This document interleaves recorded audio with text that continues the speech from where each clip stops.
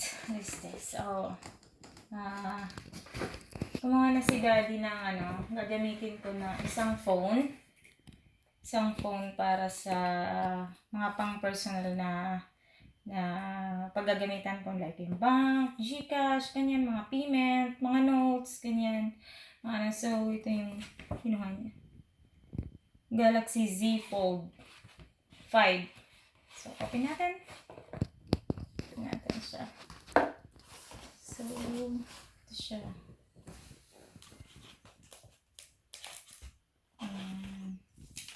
Yung resibo. Kasama sa resibo. And then, yung phone. So, actually doon na-open na to. Ano lang natin. Ayan siya. Ganyan siya. Ganyan siya. So, pinawag mo naman siya is like this. So, ang kinuha namin, kasi may mga choices siya na 256 GB. Pero lahat siya 12 GB RAM. Lahat na siya 12 GB RAM. Tsaka Snapdragon version 2. Right, Daddy? Latest na Snapdragon niya. Tapos, lahat siya 12 GB RAM. Lahat ng Z Fold 5. Tapos, ang mga choices lang niya is yung kung ilang gigabyte. Meron silang 256 and 512 and 1 terabyte. So, first time na magano ng Samsung ng 1 terabyte na storage niya. Kaso, masyado nang pricey. Masyado nang mahal yung 1 terabyte. Mataas naman na talaga yung 512. And yung isang phone ko din naman, yung 23 Ultra, is 512 din naman. So, kaya nag-stick na kami dun sa 512 lang. Hindi na kami nag 1 terabyte kasi mataas na siya. At saka gagamitin ko lang naman to dun sa mga pang-personal ko na like yung sa mga notes namin, bank, payment, online payment, mga bills namin, mga ganyan, mga importanteng application na ginagamit namin dito usually. Kasi hindi pa pwede dun sa isang phone kasi nag-loaded na siya masyado ng So, kaya sa 512 kami kumuha. Tapos yung color nila is... Yung mga color nila is yung black, tapos yung... Ang tawag nila dito? Parang nakalimutan ko. Blue? Parang something ganyan.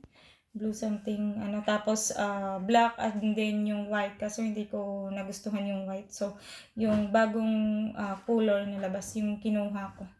Na yung pinili ko na So, at as always, si Daddy ulit yung namili nito kasi dapat ang kukunin ko is yung flip lang, pero sabi niya mas worth it daw to para sa mga pang-personal na gagamitin ko kasi marami nga kaming application na ginagamit tsaka sa mga payment at tsaka sa mga kung ano-ano pa ng mga important na So, mas mag-work daw to. Na ito yung gamitin ko kaysa dun sa flip na So, I think naman siya kasi kung pang-manage mo talaga yung phone is the best talaga to. Pero kung pang lang naman, wala kang gaanong pinagagamitan na phone lang na or yung flip or yung na phone is okay na. So, ayan siya. Tapos, hindi lang, ito nakakuha siya ng free na Samsung Care. So, kunyari, ma-accidentally masira or anong tawag dito, yung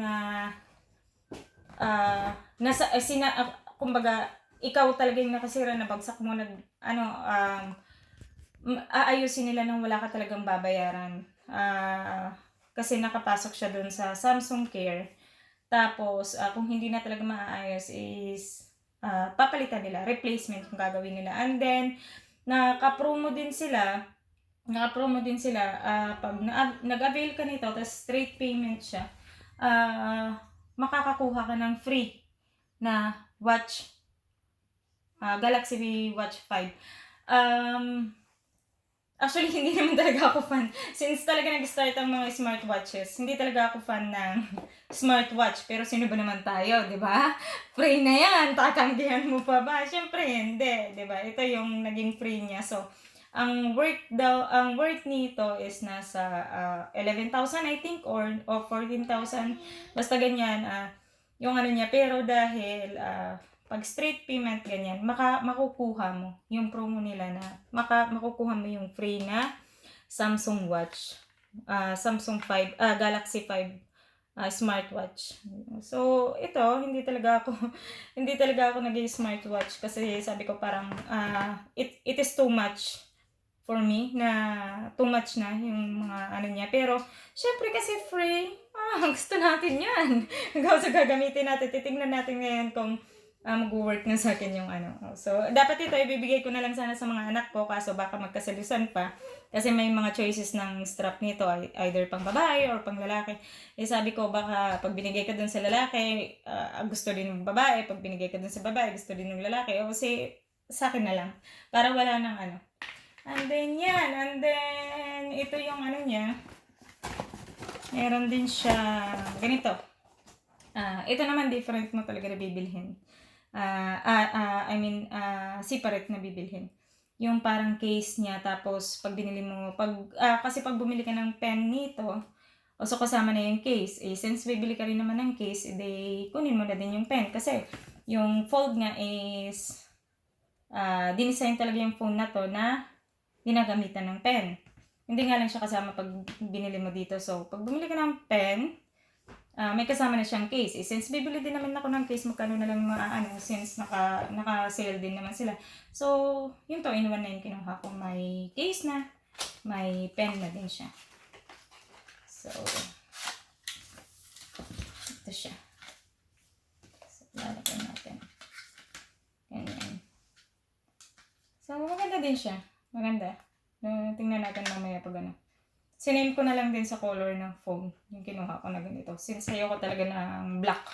Hindi talaga ako nagba-black. So, ayun lang guys. Ayan. Unboxing tayo ng phone. And kung sulit nga siya. I think sulit siya kung marami kang minamanage ng mga application.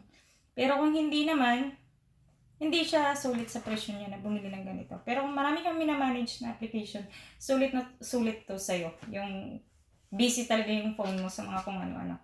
Yan. Ganyan lang. Bye-bye. Thank you for watching. Yan.